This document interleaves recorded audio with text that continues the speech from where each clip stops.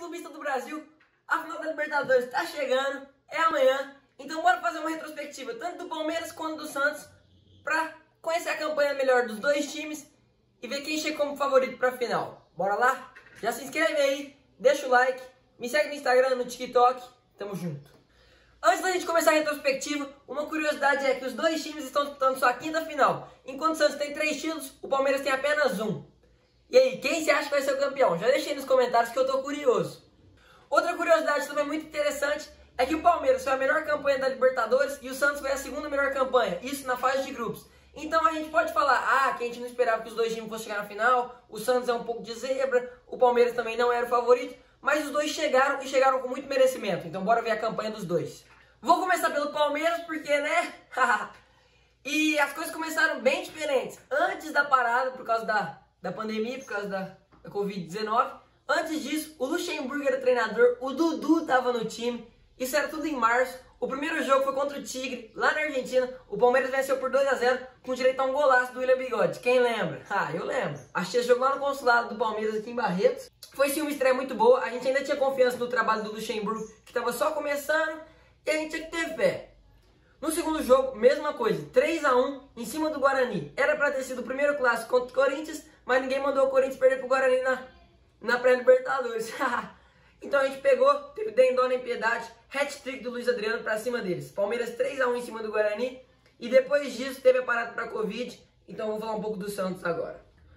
O Santos, por sua vez, também estreou lá na Argentina, também venceu por 2-1 Defensa e Justiça. Um placar magro, mas o que valeu os 3 pontos. No jogo da volta aqui na Vila Belmiro, contra o mesmo Delfim que o Palmeiras enfrentaria lá nas oitavas, o Santos ganhou de 1-0.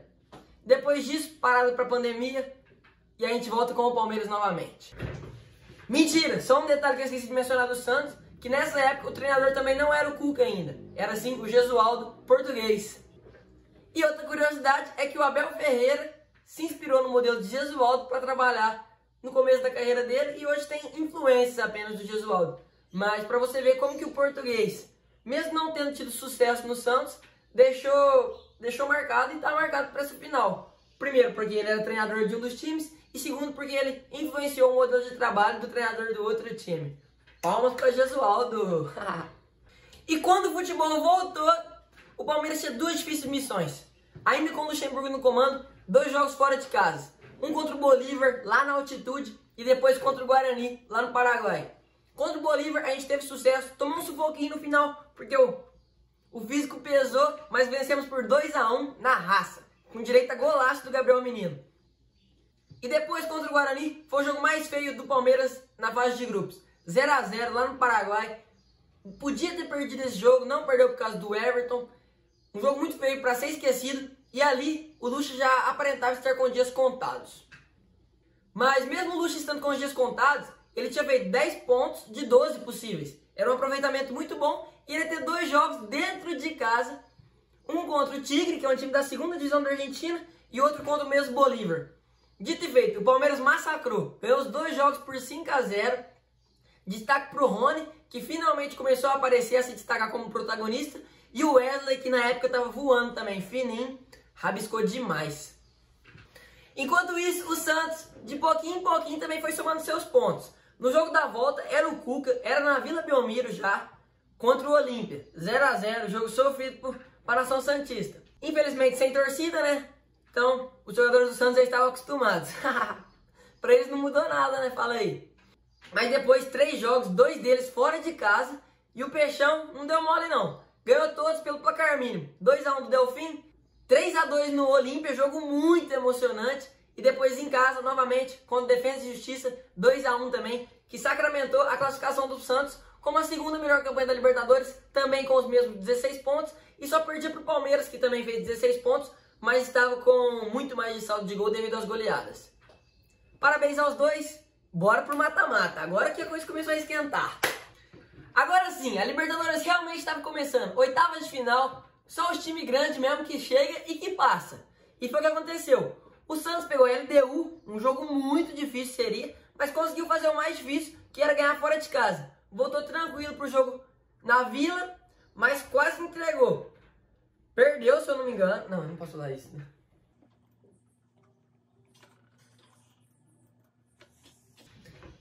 Nisso o Santos fez o mais difícil, ganhando de 2-1 lá no Equador e voltou tranquilo pro jogo dentro de casa. Já tinha feito o resultado, tava com 2 gols fora marcado, mas mesmo assim ainda passou um sufoco. Perdeu de 1-0, a única derrota do Peixão na Libertadores, perdeu de 1-0 para a LDU.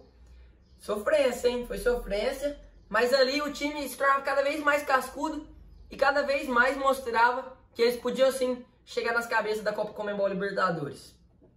Por outro lado, o Palmeiras pegou um adversário teoricamente mais fácil, que era o Delfim. O Delfim era o pior time, a pior campanha dentre os 16 times classificados. O Palmeiras era melhor, então vocês podem falar que foi sorte, pode falar o que for, mas o Palmeiras mereceu pegar um time pior porque o Palmeiras foi o melhor time.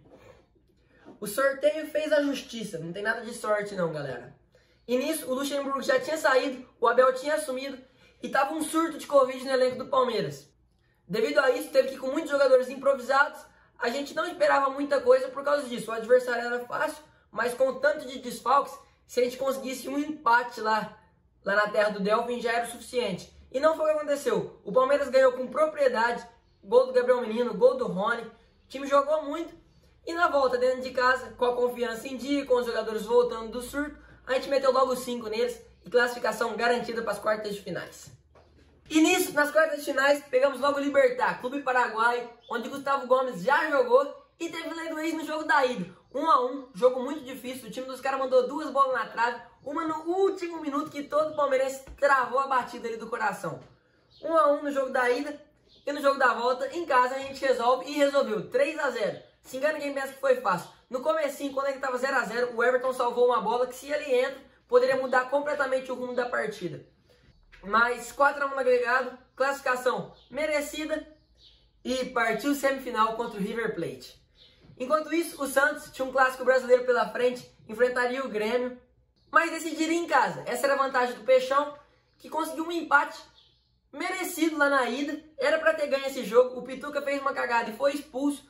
O Santos perdeu a chance de matar o jogo e tomou gol num pênalti mandrake que arrumaram pro Grêmio, 1-1. Mas no jogo da volta, atropelou dentro da Vila. 4-1, Caio Jorge, craque da partida, fez um gol com 10 segundos de jogo, já estava 1-0 pro Santos. E ali desmoronou as estruturas do Grêmio, que já tinha sofrido uma goleada na SEMI de 2019, veio a sofrer outra goleada nas quartas de 2020. Acontece, partiu semifinal, Santos e Boca, Palmeiras e River. Rapaz! Semifinais chegaram, os 2 maiores campeões nacionais de cada país, Boca e River, Palmeiras e Santos, Palmeiras contra River, Santos contra Boca. Os 2 jogos primeiros eram lá na Argentina e logo no dia do jogo a Conmebol me solta essa arte super polêmica. Os 2 jogadores da Argentina, Carlitos Tevez e Borré, caminhando para a glória eterna no Rio de Janeiro, enquanto o Rony e o Marinho só observavam. Nisso, a torcida já se revoltou, achou que ia ter roubalheira, achou que ia ter mimimi. E no jogo de ida do Santos contra o Boca, pode até ter acontecido sim um erro do VAR. Foram infelizes na decisão, porque foi sim pênalti no Marinho, o que acabou não interferindo tanto no resultado final. Mas o jogo de ida ficou 0-0 lá na Bomboneira. Um jogo muito disputado, mas muito ruim de nível técnico, por sinal. Eu assisti e achei que poderia ter sido uma partida muito melhor. Não por causa do Santos, porque o Santos estava jogando fora de casa e fez a dele, mas sim pelo Boca Juniors, que mostrou ser um time não tão bom tecnicamente. Mas no jogo da volta, os meninos da Vila mostrou quem que mandava. Lucas Braga, o cara que... É o Lucas Braga esse aí? Será que é ele mesmo? Se não fosse isso, me desculpem, galera. O Lucas Braga que tinha feito um tour lá na Bomboneira anos atrás, dessa vez estava enfrentando o Boca Juniors, valendo uma vaga na final da Libertadores. Ele foi, deixou o dele, o Santos garantiu sua classificação, um 3-0, ficou até feio pro Boca Juniors, que teve jogador expulso e tudo mais. Não deu para eles homenagear o Maradona dessa vez, e quem levou a melhor foi o time do Rei Pelé, que partiu para a finalíssima. Enquanto isso, do outro lado, o Palmeiras enfrentava o River Plate lá na Argentina.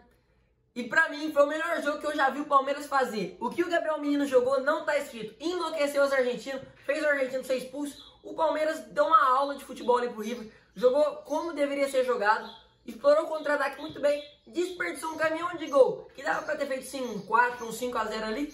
Como o River Plate também poderia ter descontado. Feito um 3-1, um 3-2. Foi um jogão. O placar foi justo. Na minha opinião foi justo sim. O Palmeiras jogou muito. E ali a gente começava a ser iludido completamente.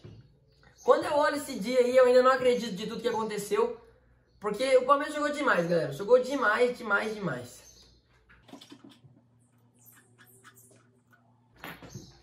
Marcelo Galhardo, o melhor treinador, ficou pasmem. Ele não entendeu o que o Palmeiras fez. O Abel Ferreira deu um nó tático nele. Que dia, meus amigos. Fora o golaço que esse homem aqui fez, né? Deu um drible de corpo lá no cara, ó, pum. Caiu no bait do Luiz Adriano, cara a cara, só colocou no meio das pernas. Que jogo que foi aquele.